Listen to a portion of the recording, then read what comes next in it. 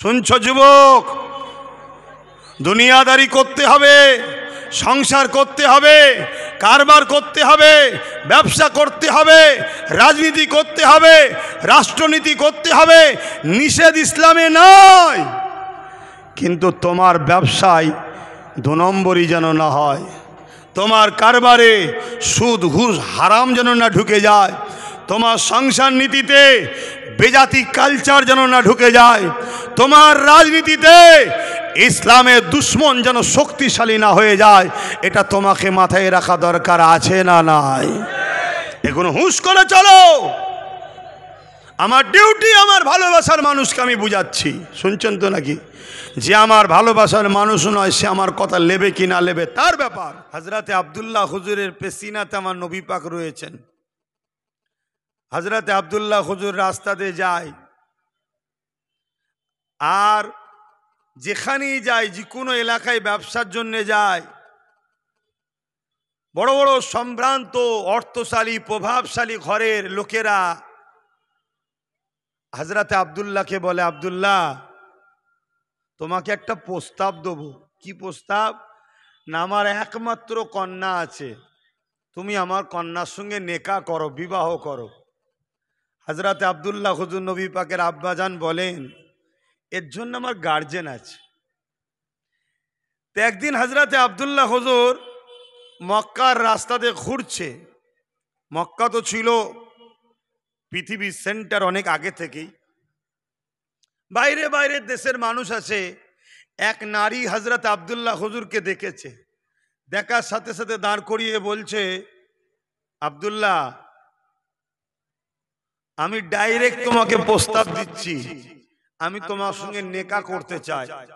হযরত আব্দুল্লাহ হুজুর বললেন, এর জন্য আমার গার্জেন আছে। বলুন সুবহানাল্লাহ। আল্লাহর হুকুম, হযরতে আম্মা জান আমেনা হুজুরের সঙ্গে হযরত আব্দুল্লাহ হুজুরের বিবাহ হয়ে গেল। প্রথম রাত, যেটাকে বাসর রাত বলা হয়, আনন্দের রাত, ঈদের রাত, খুশির রাত। ওই রাত হযরত আব্দুল্লাহ হুজুর আম্মা আমেনা হুজুর দুজনে এক সংসার শুরু করলেন। পরের দিনে ওই নারীর সঙ্গে আবার দেখা হয়েছে হযরত আব্দুল্লাহ হুজুরের সাথে। দেখা হওয়ার পরে ওই নারী হযরত আব্দুল্লাহর দিকে তাকিয়ে মুখ ঘুরিয়ে চলে যাচ্ছে।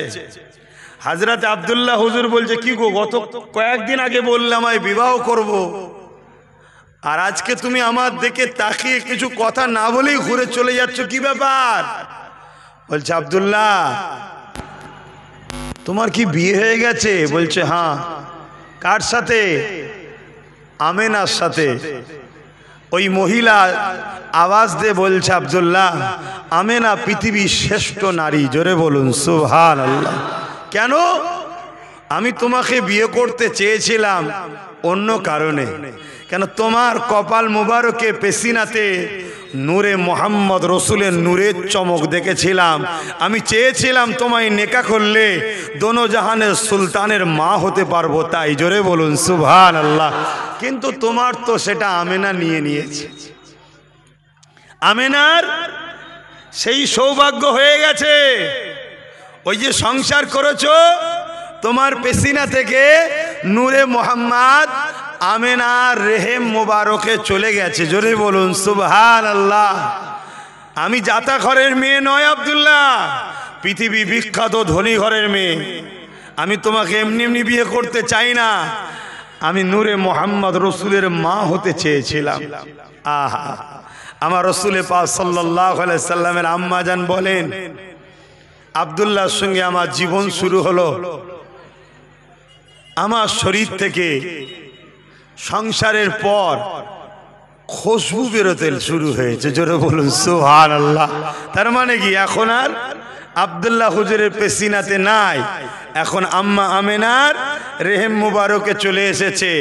আর আমার নবী পাক হলেন কি? খুশবু। জোরে বলুন সুবহানাল্লাহ। নিশ্চয়ই আপনারা নাম শুনেছেন আবু জেহেলের, চেনেন তো নাকি? একটু বলবেন তো। হ্যাঁ, আজকাল আমাদের এলাকাতেও কিছু কিছু আবু জেহেল বেরিয়েছে, এখন কোনো ছোট ছোট আবু জেহেল। এ কথা বললাম, কষ্ট হলো? ছোট ছোট আবু জেহেল বেরিয়েছে। সেদিন বড় আবু জেহেল আমার নবীকে কষ্ট দিয়েছে, এখন ছোট ছোট আবু জেহেলরা নবীর দ্বীনকে কষ্ট দিচ্ছে। এই তো ব্যাপার। সেদিন আবু জেহেল আমার নবীকে মিটাতে চেয়েছে, এখন ছোট ছোট আবু জেহেলগুলো আমার নবীর দ্বীনকে মিটাতে চাইছে। কি গো, মিটাতে দেবে? কথা বলো, ঠিক বলছো? 500 হাজারে বিক্রি হয়ে যাও তো আবার মাঝে মাঝে, হ্যাঁ? মুনাফিকি করতে নাই, ধ্বংস হয়ে যেতে। তা আবু জেহেলের ছেলে ইকরামা একদিন আমার নবী পাক সাল্লাল্লাহু আলাইহি সাল্লাম আসছে, আমার নবী পাককে দেখে থাকতে পারেন। যেমন আমরা ঈদে গলায় গলায় মিলি না, আমার রাসূলুল্লাহকে জড়িয়ে ধরে গলায় গলায় মিলতে শুরু করেছে। বলুন সুবহানাল্লাহ। আবু জেহেলের ছেলে তখন ঈমান আনে নে, বাপের দিকেই তখন। আর আবু জেহেল আইন করেছে, মুহাম্মদ রাসূলের কাছে যে যাবে তাকে কতল করা হবে, মৃত্যুদণ্ড দেওয়া হবে, আইন ঘোষণা। আবু জেহেল তৎকালীন জালিম শাসক ছিল, এখনো যেমন অনেক জালিম শাসক বেরিয়েছে। জলসা মাহফিলে দিন ইসলামের আলোচনা সবাই গেলে জুলুম করে, বিশেষ করে আবার আমার মাহফিল এলে তারা বেশি জুলুম করে। কি, অনেক জায়গার মাহফিলে গেলে কারেন্টের তার কেটে দেয়, শুনছেন তো নাকি? হ্যাঁ, এই সব যারা জুলুম করে অবশ্যই এরা মানুষের উপরে অত্যাচার করেছে। হক্কুন নাস, মানুষের উপরে জুলুম করার জন্য আল্লাহ এদেরকে জাহান্নামে দেবে, কোরআনে আল্লাহ বলেছে। কথা বুঝে আসছে তো ভাইরা আমার? আবু জেহেলের ছেলে আমার রাসূল পাক সাল্লাল্লাহু আলাইহি ওয়াসাল্লামকে জড়িয়ে ধরেছে, আর এই খবরটা একজন আবু জেহেলের কাছে দিয়েছে। আবু জেহেল, তুমি তো আইন করেছো মুহাম্মদ রাসূলের কাছে কেউ গেলে তাকে মৃত্যুদণ্ড দেওয়া হবে। তোমার ছেলে তো শুধু গেছে তা নয়, তাকে আবার গলায় গলায় আলিঙ্গন করছে, গলায় গলায় মিলছে। কি হবে? আইন কি সবার জন্য সমান না আলাদা? বাস্তবে কি দেখো, আইন সমান না আলাদা? গরিবের ছেলে যদি কারো খেতে শশা চুরি করে খায়, পেটের জ্বালায়, তাকে পুলিশ তুলে নিয়ে যে জেলে ফেলে মারে। আর যারা দেশ চুরি করছে, সমাজ চুরি করছে, তাদেরকে পুলিশ পাহারাতে নিয়ে যাচ্ছে। আইন সমান না আলাদা? হ্যাঁ, খবরদার সমান বলবেন না। কিন্তু তৎকালীন সময়ে আবু জেহেল বদমাইশ হলো, ওর নীতিটা ঠিক ছিল। এখনকার জালিমদের নীতিও ঠিক নেই। কি এই কথাগুলো মাঝে মাঝে বলছো, অসুবিধা হচ্ছে? ভুল তো কিছু বলছি না, শরিয়তের বাইরে তো কিছু বলছি না। তা আবু জেহেল বলল, আমার ছেলে তো কি হয়েছে, আইন সমান, যাও ওকে কতল না করে ওকে জঙ্গলে গিয়ে বেঁধে দাও, জীব জন্তু পশু পাখিরা ছিঁড়ে ছিঁড়ে খাক ওকে। ইকরামাকে নিয়ে গিয়ে জঙ্গলে বেঁধে দেওয়া হয়েছে। চারিদিক থেকে হিংস্র পশুরা আসছে ইকরামাকে খাবে বলে, কিন্তু এসে কাছে আসছে না, জোর করে ঘিরে সব দাঁড়িয়ে আছে ইকরামার মুখের দিকে তাকিয়ে। ইকরামা বলতে লেগেছে, জঙ্গলের পশুরা আমাকে কেন খাচ্ছ না? আমার মতো হতভাগ্য আর কে আছে?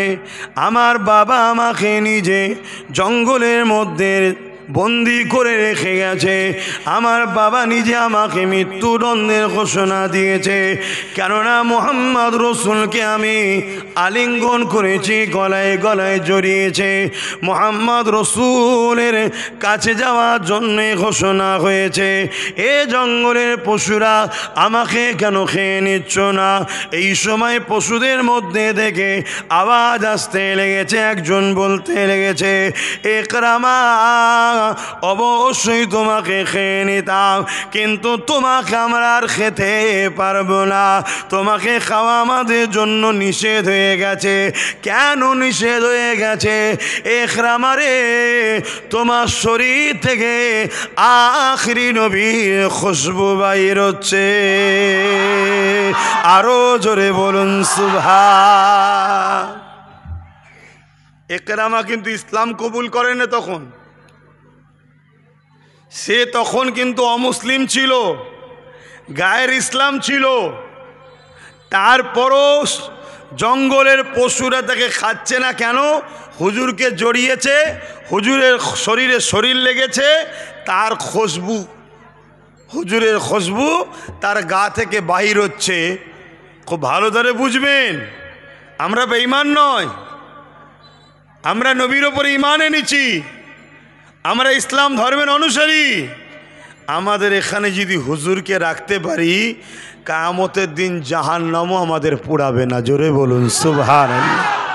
এবার এই কথাটা বললে কেউ যদি বলে উনি কি সার্টিফিকেট নিয়ে বসে আছে নাকি, তুই কপাল ফাটা জাহান্নামে যেতে চাস, জেগে যা, আমরা নবীর গোলাম, ইনশাল্লাহ জান্নাতেই যাব। বলুন না ইনশাল্লাহ। এই আশা করতে আল্লাহ নিষেধ করেছে না? আল্লাহ বলেছে দেবো না? আল্লাহ বলেছে দুই শ্রেণীর মানুষের মাপ নাই, দুই শ্রেণীর মানুষের মাপ নাই। এক যে হক নাশ করে, বান্দার হকের ওপরে যা আদায় যে করেনি, বান্দার ওপরে জুলুম করেছে, বান্দার ওপরে অত্যাচার করেছে। আর এক শ্রেণী হলো যে শিরক করে। শুনছেন? বাকি আমার আল্লাহ বলেছে তোমরা যত গুনাহ করে ফেলো না কেন, আমার রহমত থেকে নিরাশ হও না, আমার কাছে শুধু বলো আল্লাহ আমি ভুল করেছি। আমি আল্লাহ তোর চোখ দিয়ে যদি পানি নাও বেরোয়, কান্নার মতো মুখ কর, আমি আল্লাহ তোকে মাফ করে দেবো। জোরে বলুন সুবহানাল্লাহ। তাহলে আমরা আল্লাহর কাছে আশা করতে পারি না? পারি না। কিন্তু যারা শিরক করে আর মানুষের ওপরে জুলুম করে, কথা বুঝছেন তো নাকি? হ্যাঁ, আমাদের এরকম মুনাফেক মুসলমান আছেন না? নাই। মসজিদে ঠিক মতো পাওয়া যায় কি জানি না, কিন্তু অন্য জায়গায় ফেতে কাটতে আগে চলে যায়। এরকম আছে না? নাই। আরে বলুন, আছে না? নাই। নবী দিবসের র্যালিতে পাওয়া যায় কি জানি না, কিন্তু অন্য ধর্মের র্যালিতে প্রথম কাতারে আবার। এরকম মুনাফেক মুসলমান আছে না? নাই। এরা শিরক করছে, এদের জন্য মাপ নাই, এদের ঠিকানা জাহান্নামের নিকৃষ্ট জায়গায়। কেন? এরা মুনাফেক, এরা মুসলিম সেজে উম্মাকে ধোঁকা দিচ্ছে। দ্বিতীয় নম্বর কথা, যারা জুলুম করে, এরকম মুসলমান আছে না? নাই। গরিবের হক মেরে খায়, গরিবের লোটে, মুসলমানদের মিথ্যা মিথ্যা কেস দেয়, এমন মুসলমান আছে না? নাই। এগুলো হলো জালিম, এটা হক্কুন নাস। আল্লাহ বলেছে যার উপরে জুলুম করেছো সে যতক্ষণ না মাফ করছে, আমি আল্লাহ মাফ করব না। আল্লাহ পাক আমার নবী পাককে খুশবু বানিয়েছে। একরাম আমার রাসূলুল্লাহকে জড়িয়ে ধরার জন্যে জঙ্গলের বাঘ হলো আমার রাসূলুল্লাহর খুশবুতা শরীরে বেরোনোর জন্যে জঙ্গলে পশুগুলো একরামাকে খেলো না। এ যুবকেরা, তরুণীরা, বাপেরা, আম্মা আমিনা বলতে লেগেছে আমার শরীরে খুশবু বেরোতে লেগেছে। এই খুশবু এত বেরোতে লেগেছে পুরো মক্কা চারিদিকে আলোচনা শুরু হয়ে গেছে। অলিতে গলিতে সর্ব জায়গায় আলোচনা হতে লেগেছে। আমিনা এ আতর মাখে তো মাখে, কোথা থেকে আতর পায়, এ খুশবু কোথা থেকে পায়, এ খুশবু তো মক্কার কোনো জায়গায় পায় না। এই আলোচনার গুঞ্জন রাসূলুল্লাহ দাদা যান হযরত আব্দুল মুত্তালিব হুজুরের কানে চলে গেছে। হযরত আব্দুল মুত্তালিব তিনার পরিবারকে জিজ্ঞাসা করছে, অর্থাৎ রাসূলুল্লাহ দাদিজানকে জিজ্ঞাসা করছে যে আমাদের পুত্রবধূ আমিনা আতর কোথা থেকে পায়, যার খুশবুর চর্চা পুরো মক্কার জমিনে হতে লেগেছে, কি ব্যাপার, কোথা থেকে পায়? রাসূলুল্লাহ দাদিজান বলতে লেগেছে, হ্যাঁ আমিও আপনাকে বলবো মনে করে, আমি যখন কোন সময়ে আমিনা গোসলখানা থেকে বাহির হয় আর আমি যখন তারপরে ঢুকি, আমি অবাক হয়ে যাই, যেন মনে হয় কোনো আতরের গোডাউনে ঢুকে গেছি। এত খুশবু। আহা, সেই নবীর উম্মত আমরা, নিজেকে চেনো। সামান্য দুনিয়া স্বার্থে ইসলামের দুশ্মনদের সঙ্গে উঠা বসা করে নিজের আখেরাত নষ্ট করো না। শুনছেন তো? হিন্দু হোক, খ্রিস্টান হোক, আদিবাসী হোক, সাঁওতাল হোক, বাগদি হোক, দুলে হোক, মুচি হোক, আরও কত ধর্মের মানুষ আছে, সবার সঙ্গে মেশো। ইসলামের নিষেধ নাই। সবাই মানুষ, সবাই মানুষ, ভাই ভাই মিলে মিশে থাকো। সবাই বাপ আদম মা হওয়ার ছেলে। শুনছো তো নাকি? কিন্তু ততক্ষণ পর্যন্ত মিশতে পারবে, ততক্ষণ পর্যন্ত কারবার করতে পারবে, ততক্ষণ পর্যন্ত লেনদেন করতে পারবে, ততক্ষণ পর্যন্ত বন্ধুত্ব সহযোগিতা একে অপরকে করতে পারবে, যতক্ষণ পর্যন্ত না সে তোমার দিনের বিরোধী কিছু কথা বলবে, দিনের বিরোধী কোনো ষড়যন্ত্র করবে। মানুষ হিসাবে মানুষের সঙ্গে মিশা ইসলামে নিষেধ, জোরে বলো, নাই। কিন্তু যেই তোমার দিনের বিরুদ্ধে আঙুল তুলবে, সে অমুসলিম হোক আর মুসলিম সুরাতে মুনাফিক হোক, আর তার সাথে সম্পর্ক কোনোভাবেই রাখা যাবে না। তবে এতটুকু বলবো, আমার নবীর কথা, আমার কথাকে যারা ব্যঙ্গ করবে, ক্রিটিসাইজ করবেন, তারা আমার সঙ্গে বিরোধী করছেন না, তারা আল্লাহ ও রসুলের সঙ্গে বিরোধী করছেন। কেন? মুখ তো আমার, কথা তো আল্লাহ রসুলের। কথা শুনছেন না শোনেন নে? হ্যাঁ, আমি যা বলেছি, যা বলছি, আগামী তো আল্লাহ যেন সেইভাবেই বলায় যেটা কোরআন সুন্নাতে আছে। বাইরে কোনো কথা বলার আগে আল্লাহ যেন আমার জবানকে বন্ধ করে দেয়। বোন আল্লাহুম্মা আমিন। কথা বুঝে আসছে? অনেকে বোঝে না, সমালোচনা করে। আমি সতর্ক করছি, তুমি বেঈমান হয়ে যাবে। কেন? মুখ আমার, কথা আমার নয়। কথা কার? আমার রসুলের। যদি কোনো মুসলিম লেবাসে, মুসলিম সুরাতে আমার নবীর দিনের বিরোধী করে, আর কেউ অমুসলিম যদি আমার নবীর দিনের বিরোধী করে, এই দুজনের মধ্যে আবার বেশি ভয়ানক হলো মুসলিম সুরাতে যে নবীর দিনের বিরোধী করছে, ইসলাম বলছে আরও বেশি ভয়ানক। কেন? ওকে তো লোক চেনে, ওকে তো লোক চেনে, আর এ কিন্তু ধর্মের সেন্টিমেন্ট নেবে। আরে আমি মুসলমান তো। অনেকে বলছে না যে মুসলমানকে কাফের বলছে কেন? আচ্ছা, মুসলমানকে কাফের বলা যায়? এক কথা বলবে না তো, মুসলমানকে কাফের বলা যায়? নাউজুবিল্লাহ, যে বলবে সে কাফের হয়ে যাবে। কিন্তু মুসলমান যখন কুফরি করে, তখন সে কি আর মুসলমান থাকে? তা তাকে তো বলতেই হবে, শরিয়াতের হুকুম এটা। শুনছেন? মশলাটাই বুঝতে পারছে না, শুধু গোল পাকিয়ে দিচ্ছে। আর একদল মুনাফিক বক্তাও বেরিয়েছে, ওদের কাছ থেকে পয়সা নিচ্ছে, আর ওদেরকে বলছে জায়েজ জায়েজ জায়েজ জায়েজ জায়েজ জায়েজ, তুমি ঠিক আছো। ও ভাবছে এই তো আমার মোল্লা বলে দিয়েছে। কেমনটা জানেন? একজন স্বামী স্ত্রী একে অপরের মধ্যে ঝগড়া হয়ে এখন 3টে দিয়ে দিয়েছে। বুঝতে পারছেন তো নাকি? 3টে দিয়ে দিয়েছে।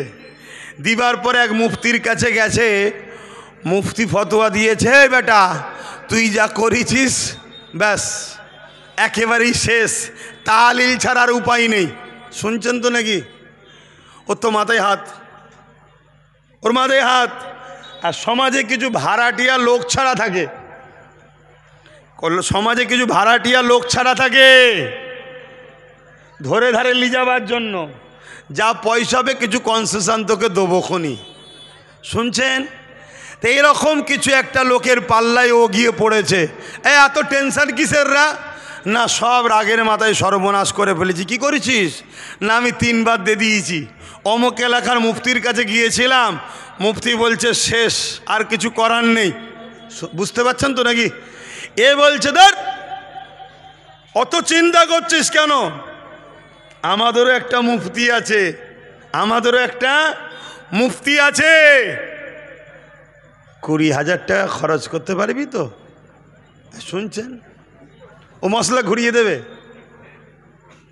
বলছে তাই নাকি? এ বাচ্চাটি তো সাধারণ মুসলমান, এ তো মুসলমান সাধারণ, এ যে হাজির। কি হয়েছে? হ্যাঁ, অসুবিধা নেই, একবার হয়েছে। বলুন বলুন, ফতোয়া দিয়ে তো ঘুরিয়ে দিল। ও সংসার করছে, 4টে ছেলে হয়েছে। এই 4টে ছেলে শরিয়াতের ভাষায় কি বলে? কে কথা বলছে না? এই 4টে সন্তান শরিয়াতের ভাষায় কি বলে?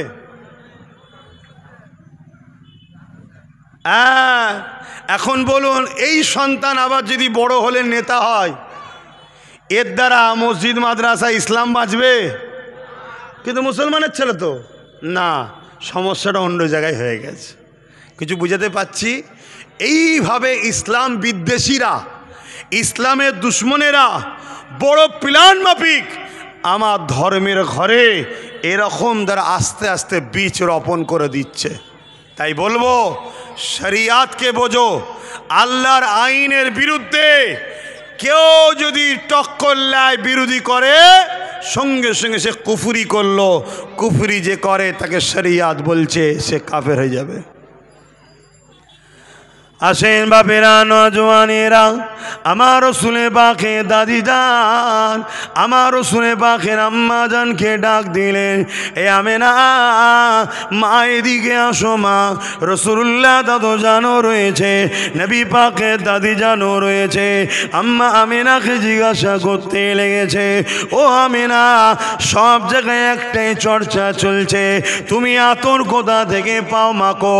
আম্মা আমেনা মুখে থুতু জমিনে ফেললে, সঙ্গে সঙ্গে থুতু থেকে আতরের শিশি ডিব্বা খুললে যেভাবে খুশবু বাইর হয়, ওর মধ্যে থেকে খুশবু বাইর হতে লেগেছে থুতু মোবারক থেকে। ওই সময় আম্মা আমেনা বলতে লেগেছে, আমার আব্বা আম্মা, এ আতর আমেনার নয়। কেন? আমেনা কোনো আতর মাখে না। এ আতর হলো যিনি আমার পবিত্র রেহেম মোবারকে রয়েছে, এটা হলো তিনার খুশবু। আরো জোরে বলুন সুবহান।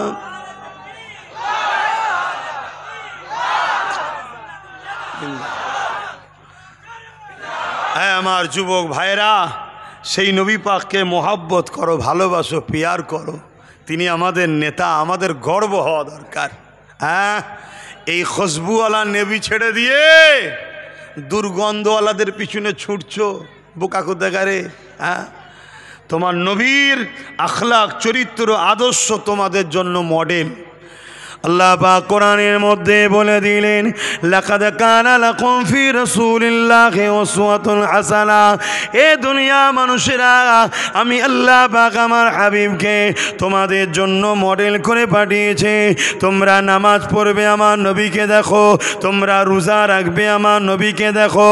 তোমরা হজ করবে, আমার নবীকে দেখো। তোমরা দান খয়রাত করবে, আমার নবীকে দেখো। তোমরা জিন্দেগি সংসার জীবন করবে, আমার নবীকে দেখো।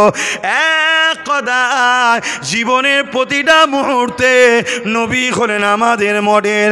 এ মুসলমান ঘরের ছেলে মেয়েরা শুনে রেখে দাও, এমনকি ধর্মনীতি আমার নবীকে দেখে অনুসরণ করো। সমাজনীতি আমার নবী পাক হলেন মডেল। পরিবার নীতি আমার নবী পাক হলেন মডেল। রাজনীতি আমার নবী পাক হলেন মডেল। রাষ্ট্রনীতি আমার নবী পাক হলেন মডেল। তোমার জিন্দেগিতে অন্য কাউকে অনুসরণ করা যাবে না, অন্য কাউকে ইত্তেবা করা যাবে না। তুমি পৃথিবীর যেখানেই থাকো না কেন, তোমার জন্য আল্লাহ একমাত্র মডেল করেছে মুহাম্মদ রাসূলুল্লাহকে। সেই নবীকে অনুসরণ করো, সেই নবী পাক সাল্লাল্লাহু আলাইহি ওয়াসাল্লামকে পিয়ার করো, ভালোবাসো। আখরি জামানা, ফিতনা ভরা পৃথিবী। আল্লাহ রসুল বলছে, যেমন পানি হলে বাড়ির ছাদে বা বাড়ির ওপরে টালিতে খোলাতে যাই বলেন, যেভাবে পানি পড়ে, আখেরি জবানায় মানুষ ওইভাবে ফিতনার মধ্যে জড়িয়ে যাবে। ফিতনা তার বাড়িতে, তার উপরে এইভাবে আসবে। এটা খুব কঠিন সময়। দাড়ি দেখিয়ে, টুপি দেখিয়ে, মুসলমান সেজে, মৌলানা, মুফতি, পীর, পীরজাদা, বক্তা, মুসলিম দরদি, নেতা ইত্যাদি ইত্যাদি দেখিয়ে আমাদেরকে ধ্বংস করে দেওয়ার প্ল্যান চলছে। তবে মনে রাখবেন, দয়ার নবী এজন্য আমাদেরকে জানিয়ে দিয়েছে, আমার মাননেওয়ালারা, তোমরা আমাকে যারা মানো, রসুল বলছেন তোমরা কোরাইশের নেতৃত্ব মানবে। আমাদের লিডার হবে কুরাইশ বংশের ছেলে, এটা মাথায় থাকবে তো নাকি? তার পিছনে দাঁড়াবে আমার রসুল বললেন। তাহলে কি হবে? নবীর বংশের খাতিরে আল্লাহর পক্ষ থেকে বরকত ও সাহায্য আসবে। জোরে বলুন সুবহানাল্লাহ। যা কাছেন আমার নবী পাকের মিলাদের মাস চলছে। আল্লাহ নবী শিশুবেলার আরও কিছু কথা আপনাদের কাছে বলি। কি গো, শুনবেন তো নাকি? না নবীর ছোটবেলার আলোচনা শোনা যাবে না, এরকম ধাকিদা নয় তো? তরুণেরা, আল্লাহ পাক আমার নবী পাককে কত নিয়ামত করেছেন। আম্মা জান আমেনা বলতে লেগেছে, আমি একদিন ঘরের মধ্যে প্রবেশ করলাম, হঠাৎ করে দেখতে লাগলাম আমার ঘরের দেয়ালগুলো পর্যন্ত আমি আমেনা আমাকে সালাম দিতে লেগেছে, আমাকে মোবারকবাদ দিতে লেগেছে, আর বলতে লেগেছে, আমেনা রে ধন্য তুমি সৈয়দুল মুরসালিনের মা হয়েছ।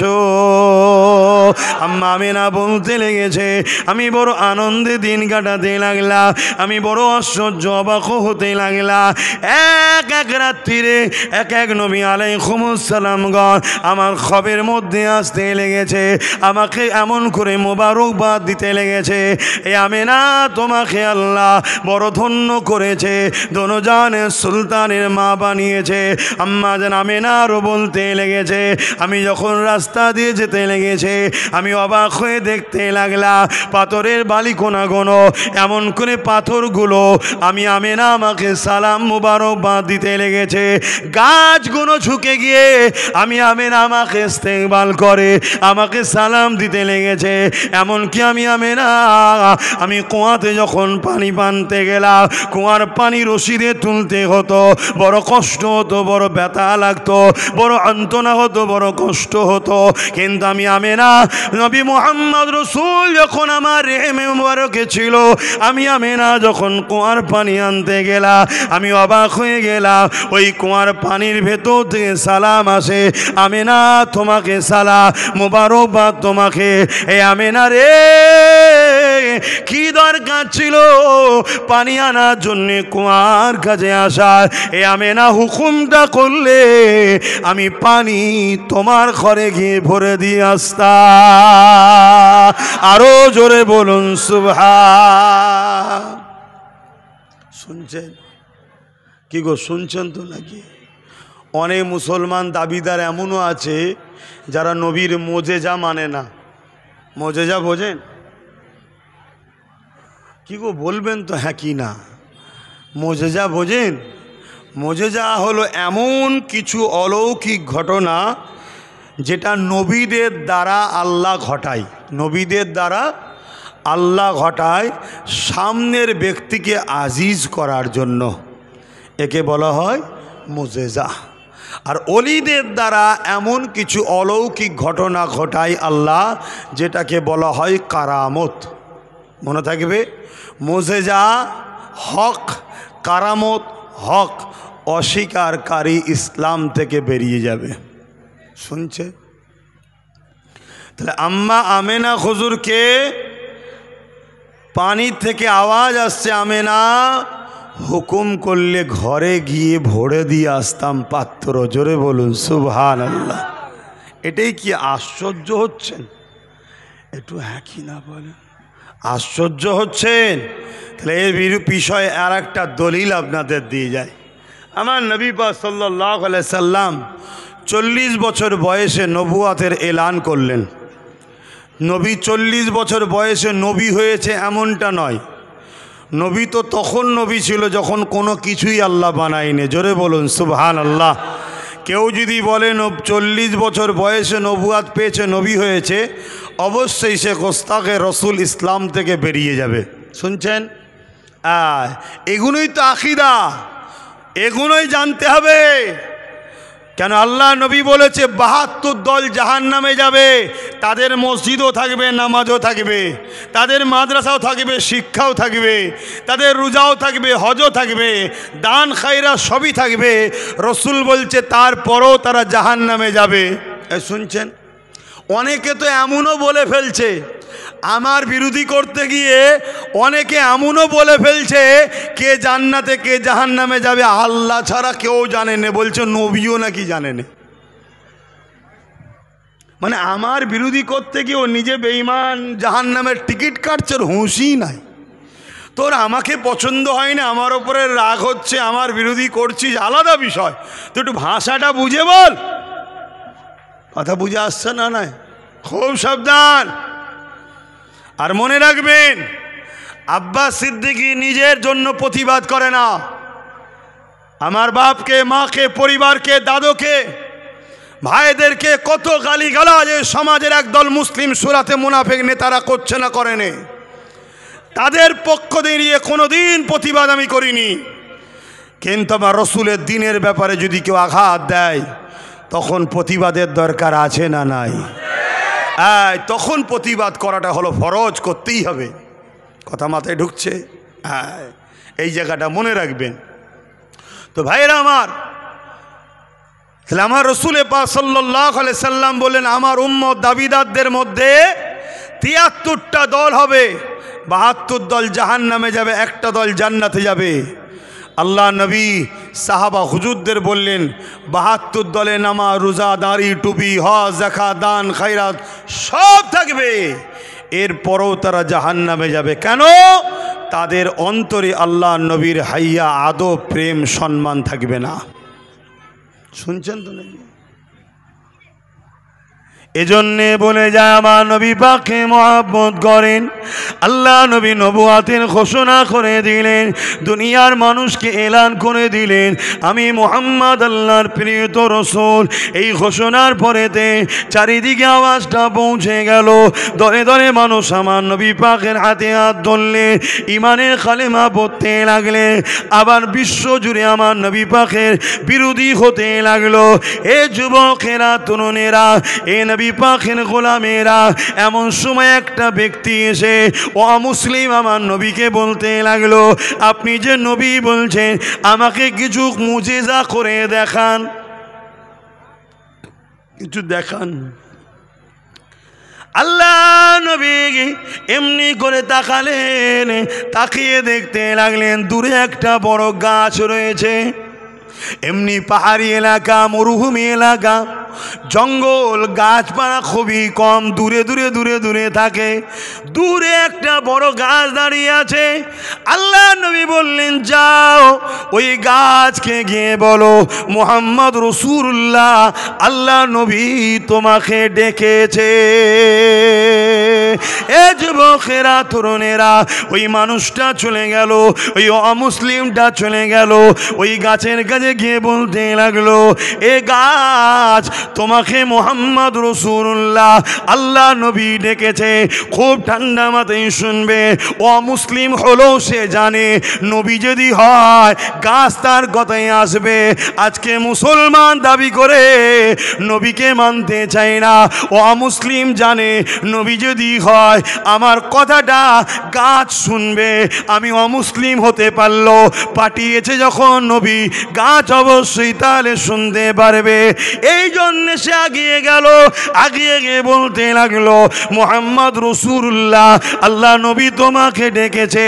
ওই অমুসলিম বলতে লাগলে আমি অবাক হয়ে দেখতে লাগলাম গাছের মধ্যে কম্পন শুরু হলো, কাঁপা শুরু হলো।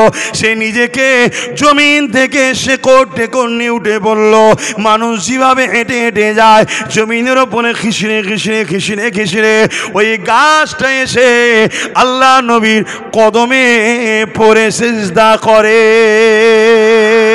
এ যুবকেরা, তরুণেরা, এই অবস্থাটা দেখে ওই অমুসলিমটা ইমানের নূরে কলেমা পড়ে আর সে অমুসলিম নাই, নবী পাকের সাহাবী হয়ে যায়।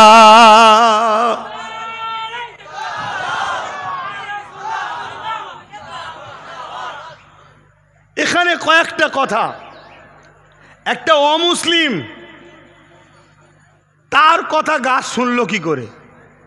এই শুনছেন, নবী ডাকবে, আসবে, এটা স্বাভাবিক ব্যাপার, কারণ আল্লাহ নবীদের পাওয়ার দিয়েছে। গাছটাকে তো নবী গিয়ে ডাকে না, গাছটাকে গিয়ে অমুসলিম বলছে। দ্বিতীয় নম্বর, সেই অমুসলিমের ভাষা, মানুষের ভাষা গাছ বুঝলো কি করে? তোমার এই সায়েন্সের ব্রেন কাজ করবে না এখানে। কেন? সায়েন্স তো 150 বছরের, এটা আল্লাহর কুদরত এখানে কাজ করছে। জোরে বলুন সুবহানাল্লাহ, আরো জোরে বলুন সুবহানাল্লাহ। কথা মাথায় শুনছে? আমার নবী পাক সাল্লাল্লাহু আলাইহি সাল্লামের মুজিজা একে বলা হয়। একে কি বলা হয়? মুজিজা। আল্লাহ নবীর দ্বারা ঘটাচ্ছে। তাহলে বলুন, একটা অমুসলিম গাছকে ডাকছে, মোহাম্মদ রসুলের দোহাই নবী ডেকেছে, তার কথা শুনে গাছ চলে আসছে। মোহাম্মদ রসুলের আম্মাজান যদি বলে এ পানি আসো, মোহাম্মদ রসুলের মা বলছি সৈয়দুল মুরসালিনের আমার রেহেম মুবারকে আছে, পানি উঠাতে কষ্ট হবে, আনতে কষ্ট হবে, পানি আসবে না? এটাই তো আমাদের আদব, এটাই তো আমাদের প্রেম, এটাই তো আল্লাহর কুদরতের ওপরে ভরসা আমাদের। কেন সব কিছু কার ক্ষমতায় হয়?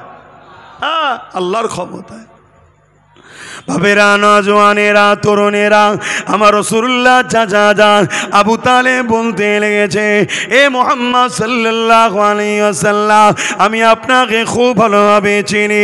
কেন? শিশুবেলা থেকে আপনাকে লালন পালন করছি, ছোটবেলা থেকে দেখছি।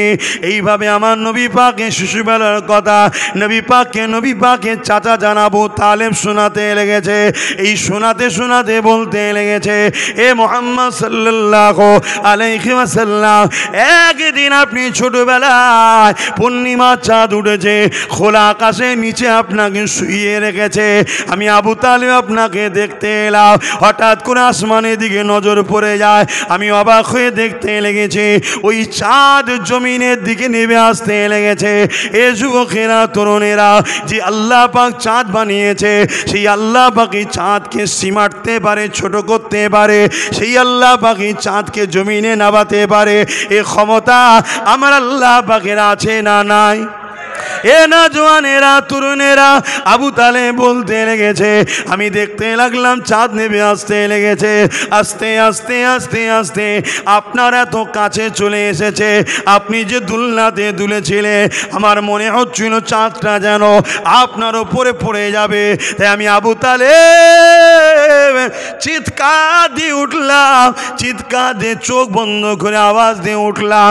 কিছুক্ষণ পরে চোখ খুলে আমি অবাক হয়ে গেলাম। আমার রসুল বললেন, কি দেখতে লেগেছিলেন চাচা? ওই সময় বলতে লেগেছিলেন, এ মুহাম্মদ সাল্লাল্লাহু আলাইহি সাল্লাম, আপনি শিশুবেলায় দুলনায় দুলে দুলে হাত পা লাড়ালাড়ি করতেছিলেন, আর আপনার হাত পা লাড়ালাড়ি ইশারাতে ওই চাঁদ সে যেন আপনাকে এমন করে লড়ে লড়ে যেদিকে ইশারা করেন সেদিকে যায়। চাঁদ যেন আপনাকে খেলা দেখাতে লেগেছে। আরো জোরে বলুন সুবহান। যে রাসূলুল্লাহর উংলির ইশারায় শিশুবেলায় চাঁদ লড়ালড়ি করে, ডান দিকে ইশারা করলে ডান দিকে যায়, বাঁ দিকে ইশারা করলে বাঁ দিকে যায়, সেই রাসূলুল্লাহকে লিডার বলে মানো, নেতা বলে মানো, দ্বিতীয় কাউকে মেনো না। শুনছো তো নাকি? হ্যাঁ। আর সেই নবীর রাস্তায় যারা চলবে তাদের পাশে দাঁড়াও, তাদেরকে সহযোগিতা করো। সে ধর্মনেতা হোক আর রাজনেতা হোক, যারা আমার নবীর দ্বীনের পক্ষে নয় এবং বিরোধী করে, তাদের সঙ্গে কোনোভাবে সম্পর্ক, সে ধর্মনেতা হোক আর রাজনেতা হোক, রাখা যাবে? আওয়াজ দিয়ে বলুন। আর যদি রাখো, কিয়ামতের দিন নবীর শাফাতের আশা করো না। কেন? তোমার গাফলতির জন্যেই আজকে তোমার নবীর দ্বীনের উপরে আঘাত দেওয়া হচ্ছে। তোমার গাফলতির জন্যেই আজকে মসজিদ মাদ্রাসাগুলোকে বোলডুজার দিয়ে ভাঙা হচ্ছে। পুরো দেশ জুড়ে চলছে। অন্যান্য রাজ্যে চলতো শুনতাম, আজ পশ্চিম বাংলাতেও মাদ্রাসা ভাঙা হচ্ছে, পশ্চিম বাংলাতেও মসজিদের ওপর আঘাত দেওয়া হচ্ছে, পশ্চিম বাংলাতেও জুলুম অত্যাচার ইসলামের ওপরে শুরু হয়েছে। এইটা দোষ আমাদের দোষের কারণে আজকে এই সুযোগ সুবিধা, এই জুলুম অত্যাচার ইসলামের ওপরে হচ্ছে। অতএব কিয়ামতের দিন মুখ কিন্তু আল্লাহর কাছে দেখাতে হবে। কিয়ামতের দিনে কোন নবীরাও কোনো নবীরাও আল্লাহ পাকের কুদরতির সামনে কথা বলার ক্ষমতা রাখবে না। নবীরাও নফসি নফসি করবে কিয়ামতের দিনে। কানা মিকদারু 50,000 সানাতিন, 50,000 বছর। আদম নবী থেকে ঈসা নবী পর্যন্ত সমস্ত নবীরাও নফসি নফসি নফসি নফসি নফসি, আমার কি হবে, আমার কি হবে, আমার কি হবে। শুনছ যুবক, দুনিয়াদারি করতে হবে, সংসার করতে হবে, কারবার করতে হবে, ব্যবসা করতে হবে, রাজনীতি করতে হবে, রাষ্ট্রনীতি করতে হবে, নিষেধ ইসলামে নয়। কিন্তু তোমার ব্যবসায় 2 নম্বরই যেন না হয়, তোমার কারবারে সুদ ঘুষ হারাম যেন না ঢুকে যায়, তোমার সংসার নীতিতে বেজাতি কালচার যেন না ঢুকে যায়, তোমার রাজনীতিতে ইসলামের দুশ্মন যেন শক্তিশালী না হয়ে যায়। এটা তোমাকে মাথায় রাখা দরকার আছে না নাই? এগুলো হুঁশ করে চলো। আমার ডিউটি আমার ভালোবাসার মানুষকে আমি বুঝাচ্ছি, শুনছেন তো নাকি? যে আমার ভালোবাসার মানুষ নয় সে আমার কথা নেবে কি না নেবে তার ব্যাপার, কিন্তু আমার ভালোবাসার মানুষের উদ্দেশ্য করে আমি বলবো না যে ভাইয়েরা আমার এদিকে যেও না জাহান্নাম, আব্বারা এদিকে যেও না জাহান্নাম, মায়েরা বোনেরা এজিদের দিকে যেও না জাহান্নাম, হোসাইনের দিকে থাকো, বলবো না। এজিদকে এজিদকে এজিদ একটা অত্যাচারী স্বৈরাচারী জালিম শাসকের নাম। আজকেও যদি কেউ এজিদ হয়, আমার মা আমার বাপ আমার বোনকে বলবো না যে জাননে ওদিকে জাহান্নাম আছে, ওদিকে জাননে, বলবো না। কিন্তু এই বলাতে আমার মা আমার বাপ আমার বোন আমার ভাই যদি আমার কথা শোনে, আলহামদুলিল্লাহ পরকালে একসাথে আল্লাহর দয়াতে নবীর শাফাআতে আমরা জান্নাতি হব ইনশাআল্লাহ। আর যদি কেউ না শোনে সে জবাব দেবে। কিন্তু আমার বাপকে আমার মাকে আমার বোনকে আমার ভাইকে আমার বলার অধিকার আছে না? না। বাড়তি বাইরের লোকের তো নাক গলাবার প্রয়োজন নেই। এই প্রয়োজন আছে? হ্যাঁ, প্রয়োজন নেই। আর নাক যদি গলাও তাহলে এমন মেডিসিন দেবো, একবার দেবো, পুরো সব জায়গায় হই হই হই হই হই হই হই হই হবে। শুনছেন তো নাকি? হ্যাঁ, আসেন ফিরে আসেন আমার নবী পাকের শিশুবেলার খেয়ার কথা বলছিলাম। আমার নবী পাক সাল্লাল্লাহু আলাইহি ওয়াসাল্লামের আম্মা জান বলতে লেগেছে, আমার বাচ্চা যখন দুনিয়া জমিনে আগমন করে, এ দুনিয়ার মানুষেরা কারো ঘরে পুত্র সন্তান কারো ঘরে কন্যা সন্তান হয়, আমি আমিনা অবাক হয়ে গেলাম। আল্লাহ পাক আমাকে একটা নূর সন্তান দিয়েছে, যা শরীর থেকে এত জ্যোতি এত আলো বেরোতে লেগেছে, আমার ঘরটা আলোকিত হয়ে গেছে। আমি আমিনা শাম দেশের প্রাসাদ পর্যন্ত দেখতে পেয়েছি।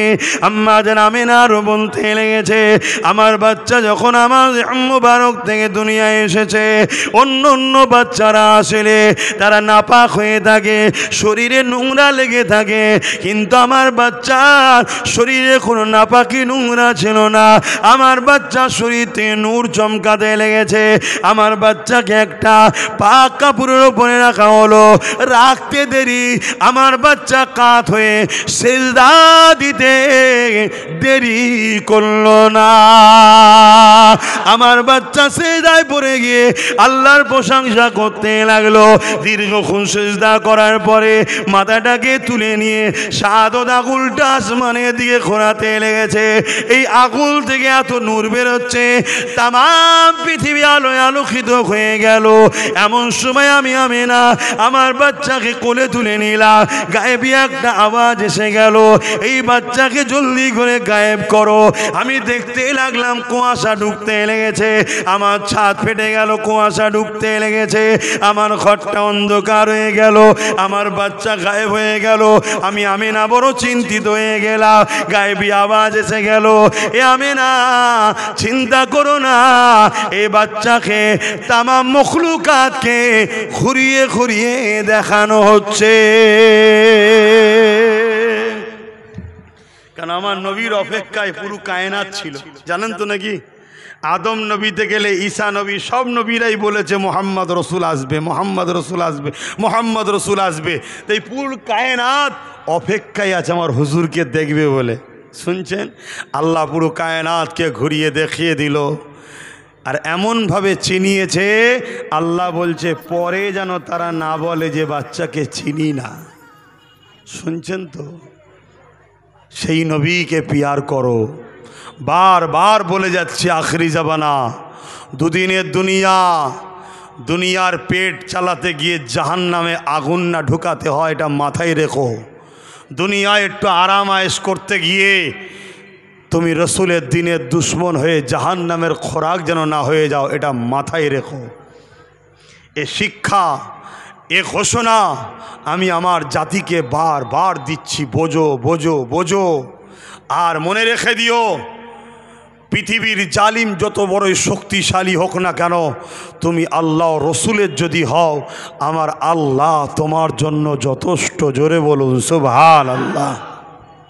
আর তুমি আল্লাহর উপরে ভরসা ছেড়ে দিয়ে দুনিয়ার বুকে কোনো জালিমের ওপরে যদি ভরসা করো, মনে রেখে দিও আমার আল্লাহ সূরা বাকারার মধ্যে জানাচ্ছে, তোমরা আমাকেও আমার হাবিবকে ছেড়ে দিয়ে যাদের অনুসারী করবে তাদের হাতে আমি আল্লাহ তোমাদেরকে জিল্লাত দেবো, মিটিয়ে দেবো।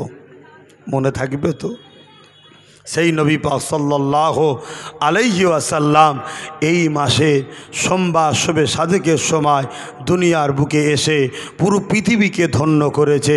আল্লাহ কাছে কোটি কোটি শুকরিয়া আদায় করি, আল্লাহ আমাকে সেই নবীর বংশে জন্ম দিয়েছে, সেই নবীর উম্মত করেছে, আমাদেরকেও সেই নবীর উম্মত করেছে। তাই সকলে বলি আলহামদুলিল্লাহ, সকলে দরুদ আল্লাহুম্মা সাল্লি আলা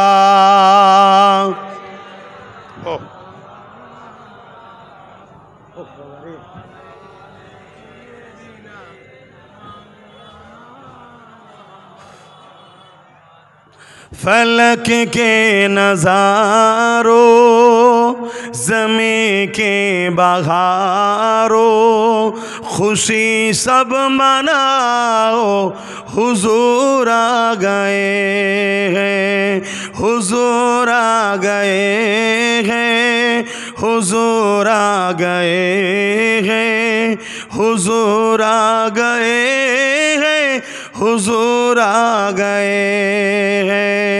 उठो गम के मारो, चलो वे सहारो, खबर ए सुनाओ, हुजूर आ गए हैं, हुजूर आ गए हैं, हुजूर आ गए हैं, हुजूर आ गए हैं, हुजूर आ गए हैं।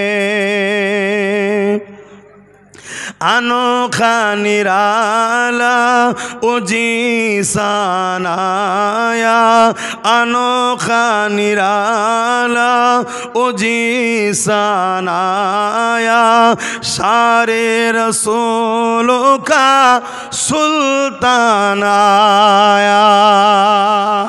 आरो जोरे बोलून ना सुबहानाल्लाह। আমার নবী তো সমস্ত রসুলদেরও সুলতান। জোরে বলুন সুবহানাল্লাহ। হুজুর আমাদেরও নবী, সমস্ত নবীদেরও নবী। জোরে বলুন সুবহানাল্লাহ। अनोखा निराला उजी सानाया, सारे रसूलों का सुल्तान आया। उठो गम के मारो, चलो बेसहारो, खबर ए सुनाओ, हुजूर आ गए हैं, हुजूर आ गए हैं, हुजूर आ गए हैं, हुजूर आ गए हैं, हुजूर आ गए हैं। अल्लाहुम्मा सल्ली अला,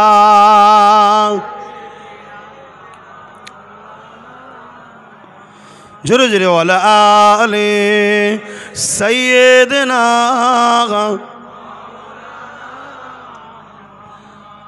আমার আব্বা জানেরা, ভাইরা, নজওয়ানেরা, ঈশান নামাজের ব্যাপার আছে। আসুন একটু সালাম দিই, তারপর দোয়া হবে। ইয়া নবী সালাম।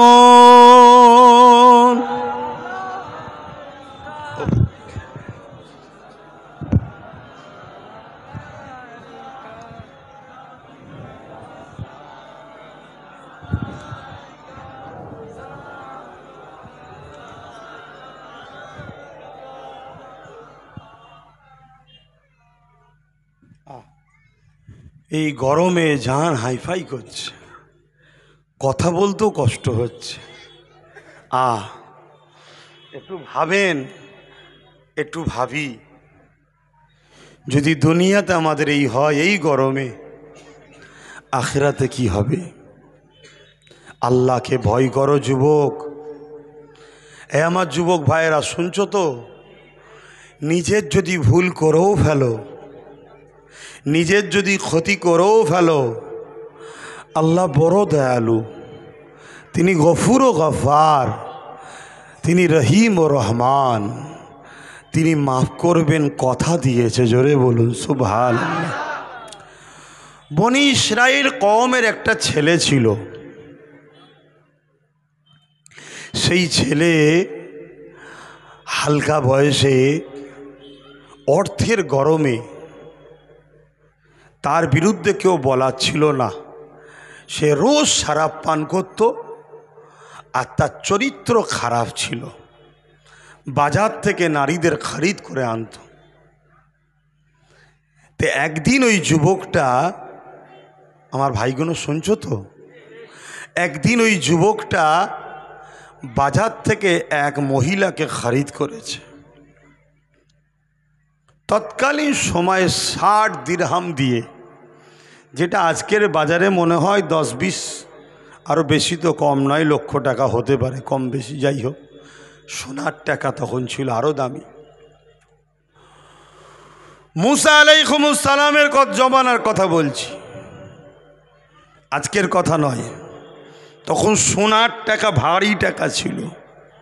যত দিন যাচ্ছে তো কাগজ চলে এসছে, আর এখন বর্তমান তো আরও অবস্থা খারাপ। বেশি দিন যে নুকিয়ে রাখবে, রাখারও উপায় নেই, বার করে দেখবে শুধু কাগজ টাকার অক্ষর চলে গেছে। কি আমার দেশে যা নতুন বেরিয়েছে আমাদের, নাম আর বলছি না, থাক, কেন ধর্মসভা তো। এটা অন্য বিষয়, তাই বললাম না। তো যাই হোক, হযরতে ওই বনি ইসরাইল কওমের যুবকটা প্রতিদিনের ন্যায় একটা নারীকে খরিদ করে নিয়ে এসেছে, শরাব নিয়ে এসেছে। সে প্রতিদিন একসাথে বসে শরাব পান করে আর চরিত্র নষ্ট করে, বাকিটা সব বুঝতে পারছেন। প্রতিদিনের নাই এই মহিলাকে, তার অনেক খাদেমাও আছে, আবার বাড়িতে পয়সা আছে, সাজিয়ে গুজিয়ে সব রেখেছে, এই সাজাবার জন্য লোক রেখেছে। সেই সব মহিলারা এই মহিলাকে সাজিয়ে গুজিয়ে ওই যুবকের খাস কামরায় দিয়েছে। তো যুবক শরাব কিনে নিয়ে এসে ঢুকেছে, ঢুকে দেখছে ওই মহিলাটা শুধু কাঁদছে তা নয়, তার শরীরটা কোনো জিনিস যেমন ভাইব্রেট হয়, কাঁপে, ওইভাবে কাঁপছে। যুবকটা বলছে, তুমি কাঁদছো কেন আর এত কাঁপছো কেন? মহিলাটা বলছে, আল্লাহর ভয়ে। জোরে বলুন সুবহানাল্লাহ। হায় হায়, আল্লাহর ভয় কাকে বলে? আল্লাহর ভয় কাকে বলে? হ্যাঁ দেখুন, আর আল্লাহ বলছে যারা আমাকে ভয় করে, ওয়ালিমান খাফা মাকাম রাব্বিহি জান্নাতান, আমি আল্লাহ তাদেরকে দুটো দুটো জান্নাত দেব। জোরে বলুন সুবহানাল্লাহ। সূরা রহমানে আল্লাহ বলছে। আর আজকে আমাদের তো সব ভয় উঠে গেছে। এতিমের মাল, বিধবার মাল, গরিবের মাল দেখা দেখি না। সবচেয়ে বড় কথা, যারা রসুলের পক্ষে, দিনের পক্ষে লড়াই করছে, ওই উলামাদের ঘরে পর্যন্ত গালিগালাজ করতে, সমালোচনা করতে আজকাল আমাদের ভয় লাগে না। কথা শুনছেন তো ভাইয়ের আমার? ওই যুবক বলল, তুমি তো খুশি মনে টাকা নিলে, তাহলে এসেছো যখন এখন এই কথা বলছো কেন? তখন ওই মহিলাটা বলছে, আমি বড় মজবুরিতে, কয়েক মাস ধরে বিপদের মধ্যে আছি, ইদিক উদিক করে কোনো রকমভাবে সুরাহা পাইনি। আমার অর্থের প্রয়োজন ছিল চিকিৎসার জন্য, তাই আজকে নাচারে বাধ্য হয়ে আমি বাজারে এসেছিলাম, কিন্তু আপনি আমায় খরিদ করেছেন। কিন্তু আল্লাহর ভয় আমাকে কাঁদাচ্ছে, কাঁপাচ্ছে। জীবনে কখনো বেগানা পুরুষের সঙ্গে আমি কথা বলিনি, নিরিবিলি নির্ঝুমে। আর আজকে কত বড় একটা পাপ কাজের দিকে আমি এগিয়ে যাচ্ছি, তাই পুরো শরীর আমার কাঁপছে, আল্লাহর ভয়ে কাঁদছি। এই যুবকটাই কথা শুনে তার মধ্যে একটা হিদায়েতের বাতি আল্লাহ জ্বালিয়ে দিল। জোরে বলুন সুবহানাল্লাহ। সে বলতে লেগেছে, আপনি এত গরিব হওয়ার পরও আপনি আল্লাহকে এত মানেন, এত ভয় করেন, আর আল্লাহ আমাকে এত ধন দৌলত দিয়েছে, এত ক্ষমতা তাকত দিয়েছে, আমার তো উচিত বেশি করে আল্লাহকে মানা। কি কেন? আল্লাহ আমায় দিয়েছে, তোমাকে তো দেয়নি। তুমি না পেয়ে আল্লাহকে এত মানো, আর আমাকে আল্লাহ এত দিয়েছে, আমি আল্লাহ মানি না। যুবকটার চোখ দিয়ে পানি এসে গেল। মহিলাকে বলছে, তোমাকে যে অর্থ দিচ্ছি, অর্থ ফিরিয়ে নেব না, তোমাকে আমার সাথে একটা সম্পর্ক তৈরি করতে হবে। কি সম্পর্ক? তুমি আমার বোন, আমি তোমার ভাই। আমাকে ভাই বলে মেনে নিয়ে সাক্ষী থাকো এবং আমাকে তওবা পড়াও। আমি তওবা তোমাকে সাক্ষী রেখে পড়ছি, আমি আজ থেকে কোনোদিন আর শরাবে হাত দেব না, আর কোনোদিন চরিত্র হরণও করব না, নোংরা কাজে যাব না। তুমি আমার বোন হয়ে সাক্ষী থেকো। কিয়ামতের দিন আল্লাহর কাছে বলো যে কেফায়েল তওবা করেছিল, আল্লাহ তার সাক্ষী আমি রয়েছি। জোরে বলুন সুবহানাল্লাহ। বোনটা, মেয়েটা চলে গেল। এই যুবক সেজদায় পড়ে কেঁদে যাচ্ছে যে আল্লাহ, আমি তাহলে কি ভুল করলাম? তুমি আমায় কি ক্ষমা করবে আল্লাহ? হে যুবক শোনো, কেঁদেই যাচ্ছে, কেঁদেই যাচ্ছে, কেঁদেই যাচ্ছে। সকাল হয়ে গেছে। প্রত্যেকটা বাড়িতে, গ্রামের মানুষ সবাই জানে এই বাড়ির ছেলেটা খারাপ, তাই সবাই দরজার গোড়ায় তাকায়, না জানি আবার আজকে কোন মহিলাকে নিয়ে এসছে। কিন্তু আজকে যারাই তাকাচ্ছে, দরজা ছেড়ে আর যাচ্ছে না, দরজার কাছে সবাই ভিড় করে আছে। কেন? গায়েবীভাবে তার দরজায় ফারিস্তা দ্বারা আল্লাহ লিখিয়ে দিয়েছে, এই যুবক কেফায়েল তওবা করেছে গত রাত্রিরে। তওবাকারীকে আল্লাহ বড় পছন্দ করে। অতএব আল্লাহ এই কেফায়েল যুবকের ওপরে খুশি হয়ে গেছে। এ তওবা করেছে, যারা যারা এর জানাজায় শরীক হবে আল্লাহ তাদেরও গুনাহ মাফ করে দেবে। জোরে বলুন সুবহানাল্লাহ, আরো জোরে বলো সুবহানাল্লাহ। এ আমার যুবকেরা, এ আমার ভাইয়েরা, অন্য নবীর উম্মত হয়ে এত বড় পাপ করে তওবা করার সুযোগ পেয়েছে, তওবা করার জন্যে আল্লাহ যদি মাফ করে দেয়, এ যুবক ভুল করেছো তওবা করো, নামাজ কাজা করেছো তওবা করো, রোজা কাজা করেছো তওবা করো, গান শুনেছো তওবা করো, অন্যায় করেছো তওবা করো, সিনেমা দেখেছো তওবা করো, যাত্রা কাছে তওবা করো, ইসলাম বিদ্বেষী নেতাদের সঙ্গে দল করেছো তওবা করো, ইসলামের দুশ্মনদেরকে ভোট দিয়ে সাপোর্ট করেছো তওবা করো। মনে রাখবে, আল্লাহ তওবাকারীকে মাফ করে দেয়। আল্লাহ তওবাকারীকে কবুল করে মাফ করে তার গুনাহকে নেকিতে পাল্টে দিয়ে তাকে জান্নাতের উঁচু মাকাম দান করে। এভাবে দেয় যেন মনে হয় কোনোদিন গুনাহই করেনি। জোরে বলুন সুবহানাল্লাহ। কিন্তু যুবক, কেউ যদি ইসলামের ক্ষতি করে, নবীর দ্বীনের ক্ষতি করে, নবীর বিরোধী করে, আল্লাহর সঙ্গে শিরক করে, আল্লাহ তাকে মাফ, জোরে বলো। অতএব মনে রেখে দিও যুবক, আজ আমাদেরকে মুশরিক বানাবার চক্রান্ত চলছে। আমার কথা খারাপ নেবেন না তো, মুশরিক বানাবারও চক্রান্ত চলছে। আপনি রাজনীতি করছেন, করগে যান, যার ভালো লাগবে আপনার সাথ দেবে, ভালো লাগবে না সাথ দেবে না, সব নিজের নিজের ব্যাপার। কত শুনছেন? কিন্তু আপনি রাজনীতির নামে কি স্লোগান শিখাচ্ছেন আমার কওমকে? আপনি বলছেন ধর্ম যার যার, উৎসব সবার। বলেন এই কথাটাই ইমান থাকবে? এক কথা বলছেন না তো, কেন অনেক উৎসব আছে যে উৎসবে শিরক হয়, তাহলে উৎসব আমার, শিরক উৎসবকে আমার বলা, আপনি শিরককে সাপোর্ট করলেন, মুশরিক হলেন, তাহলে কি চলছে? তাহলে এই জায়গায় দাঁড়িয়ে থেকে আমি কি আমার কওমের যুবককে, আমার বাপকে, আমার ভাইকে কি বুঝাবো না যে খবরদার এসব দলের সঙ্গে তোমরা সাথ দিও না, এদের লক্ষ্য ইসলামকে মিটিয়ে দাও, এদের লক্ষ্য মুসলমানদের মুশরিক বানিয়ে দাও, এদের সাথ দিও না। এ কথা বলাটা কি আমার অপরাধ হবে? কারণ আমি তো ধর্ম নেতা, আমি তো ধর্ম প্রচারের মজলিসে এসছি, তাহলে আমি আমার কওমকে বুঝাবো না যে এই কথাটা মানলে শিরক হবে? কথা মাথায় ঢুকছে না? ঢোকে নে। এজন্যে আপনাদেরকে বলি আমি বিভিন্ন জায়গায়, এতে আবার একদল মুনাফেক আছে, তারা কি বলে, হুজুরের ছেলে ধর্মের নামে রাজনীতি করছে। কি বলে না, বলে না? এ কথা যারা বলে তারা হলো আমার কওমের মধ্যে মুনাফেক গাদ্দার। তারা আমার কওমের মধ্যে কি মুনাফেক গাদ্দার। কেন ওই গাদ্দারগুলো কখনো গিয়ে বলেনে যে আপনি রাজনীতির নামে ধর্মকে মিটোচ্ছেন কেন? বলে